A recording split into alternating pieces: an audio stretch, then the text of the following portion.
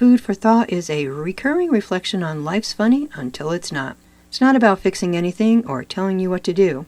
It's simply a moment to pause, reflect, and consider life as it is, especially in this season. Sometimes it's a question, sometimes it's an observation. Always it's something to sit with. You've probably heard of the 5 a.m. Club. It's everywhere. Wake up early, get ahead, win the day before everyone else even wakes up. And I'll be honest, when I first heard about it, my reaction wasn't excitement, but I have been doing it since my kids were little. That's how long it's been around. And my reaction was more like, who exactly is doing all this at 5 a.m. in the morning? Not me, except I embraced it quickly. Just to get an hour with my cup of coffee and my thoughts before those 4 kids hit the ground running. But mornings at this stage of life don't always cooperate the way they used to. But the more I thought about it, the more I realized something. It's not really about 5 a.m. at all. It's about how we begin our day. For a lot of us, mornings start with noise.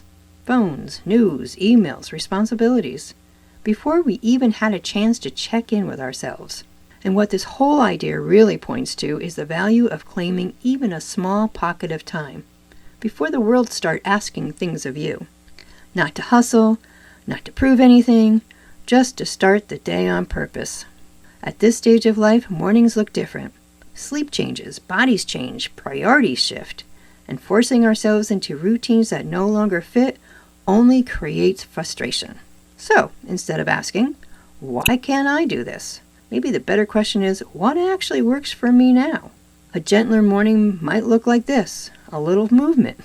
Not pushing. Just loosening up. Just sitting up in bed and sitting there for a few minutes.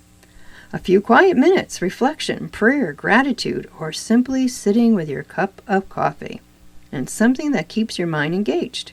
Reading, learning, or planning something creative. Some mornings you'll do all of that.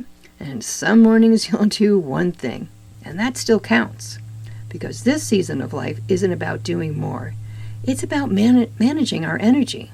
At this point, success doesn't look like exhaustion. It looks like clarity. It looks like balance.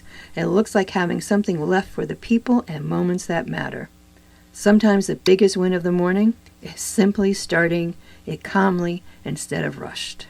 So no, I'm not suggesting you set your alarm for 5 a.m. tomorrow, but here's today's food for thought.